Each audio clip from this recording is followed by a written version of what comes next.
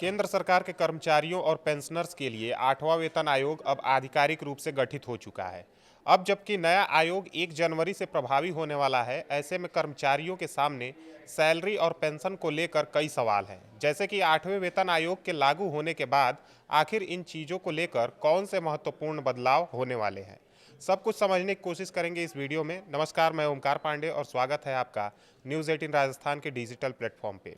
नवंबर 2025 में वित्त मंत्रालय ने 8वें वेतन आयोग का गठन किया और टर्म्स ऑफ रेफरेंसेस यानी टीओआर भी जारी कर दिए। इस आयोग की चेयरपर्सन जस्टिस रंजना प्रकाश देसाई हैं, पार्ट टाइम मेंबर प्रोफेसर पुलक घोष और मेंबर सेक्रेटरी पंकज जैन हैं। आयोग को अपनी सिफारिशें देने के लिए 18 महीने का समय मिला है, यानी रिपोर्ट मई 2027 तक आ सकती है। 7वें वेतन आयोग की अवधि आज 31 दिसंबर 2025 को खत्म हो रही है और आमतौर पर नया आयोग 1 जनवरी 2026 से प्रभावी माना जाता है।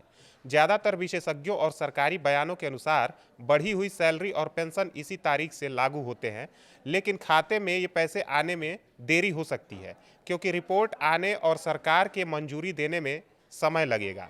पिछले आयोगों में भी ऐसा हुआ था कि लागू होने की तारीख 1 जनवरी रखी गई, लेकिन पेमेंट बाद में हुआ और एरियर एक मुश्त मिला।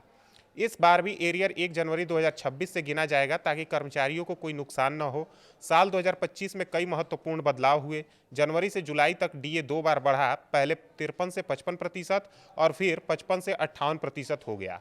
पेंशनर्स को लेकर अफवाहें उड़ी कि डीए बंद हो जाएगा, लेकिन सरकार ने साफ किया कि ऐसा कुछ नहीं है और डीए आगे भी बढ़ता रहेगा। पेंशनर्स की लाइफ सर्टिफिकेट सबमिशन आसान हुई, फेस ऑथेंटिकेशन से और विदेश में रहने वालों के लिए भी नई सुविधा आई। कुल मिलाकर 50 लाख से ज़्यादा कर्मचारी और 69 लाख पेंशनर्स को इस आयोग का फायदा मिलेगा, जिसमें डिफेंस पर्सनल और कुछ अन्य कैटेगरी भी शामिल है। अब सैलरी बढ़ोतरी की बात करें तो सबसे पहले सबकी नज़र फिटमेंट फैक्टर पर है। यह एक नंबर होता है जिससे मौजूदा बेसिक पे को गुणा करके नई बेसिक पे तय की जाती है। 7वें आयोग में यह 2.57 था, जिससे औसतन 14 से 23% की बढ़ोतरी हुई थी। 8वें में अनुमान अलग अलग है, कुछ विशेषज्ञ 1.92 से 2.08 कह रहे हैं, तो कुछ 2.4 से 3.0 तक और ज़्यादातर रिपोर्ट्स में 2.0 से 2.5 के आसपास की बात हो रही है, क्योंकि सरकार को बजट और महंगाई दोनों को ध्यान रखना पड़ता है। अगर फिटमेंट फैक्टर 2.15 हुआ तो लेवल 1 के कर्मचारी की बेसिक 18,000 से बढ़कर करीब 38 से 39,000 तक हो सकती है, यानी 20 से 21,000 रुपये की सीधी बढ़ोतरी। लेवल 10 वाले कर्मचारी की 56,000 से 1,20,000 के करीब और कैबिनेट सेक्रेटरी जैसे लेवल 18 की 2.5 लाख से 5,37,000 तक जा सकती है। प्रतिशत में सभी को लगभग एक समान फायदा मिल सकता है, लेकिन रुपयों में सीनियर कर्मचारियों को ज़्यादा रकम हाथ में आती है क्योंकि उनकी बेसिक पहले से ऊंची होती है। उदाहरण के लिए जूनियर को 20,000 अतिरिक्त मिले तो सीनियर को 2 लाख से ज़्यादा की बढ़ोतरी हो सकती है। इसलिए कुल सैलरी में सीनियर ज़्यादा लाभान्वित होते हैं, जबकि जूनियर को प्रतिशत के हिसाब से थोड़ा बेहतर लगता है। इसके साथ ही डीए नई बेसिक पर कैलकुलेट होगा, जो अभी 58% है और आगे बढ़ेगा। जब नया आयोग लागू होगा तो डीए 0 से शुरू हो सकता है, क्योंकि महंगाई को बेसिक में ही एडजस्ट कर लिया जाता है।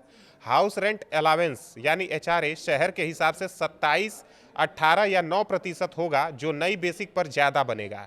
ट्रांसपोर्ट अलावेंस, मेडिकल बेनिफिट्स और ग्रेट्युटी जैसे भत्ते भी बढ़ेंगे। पेंशनर्स की पेंशन भी नई बेसिक के हिसाब से रिवाइज होगी, यानी उन्हें भी उतना ही फायदा मिलेगा जितना सर्विंग कर्मचारियों को मिल रहा है। अगर कोई कर्मचारी 2025 में रिटायर होता है तो वो भी उसकी भी पेंशन आयोग से अपडेट होगी और एरियर मिलेगा। आयोग की टीओआर में साफ है कि सिफारिशें करते समय आर्थिक स्थिति, बजट का बोझ राज्य सरकारों पर असर और प्राइवेट सेक्टर से तुलना को ध्यान में रखना होगा। इसलिए बहुत ज़्यादा बढ़ोतरी की उम्मीद कम है, लेकिन महंगाई को कवर करने के लिए पर्याप्त राहत जरूर मिलेगी। कर्मचारी यूनियंस ज़्यादा फिटमेंट फैक्टर की मांग कर रहे हैं, लेकिन अंतिम फैसला सरकार का होगा। फिलहाल आयोग काम शुरू कर चुका है और जैसे जैसे रिपोर्ट तैयार होगी नई जानकारी आती रहेगी।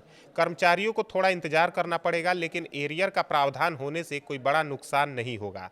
यह बदलाव इसलिए भी जरूरी है ताकि सरकारी कर्मचारी महंगाई के दौर में भी अच्छे से जीवन यापन कर सके और बेहतर काम कर सके। आगे क्या होता है यह 2026-27 में साफ हो जाएगा। धन्यवाद।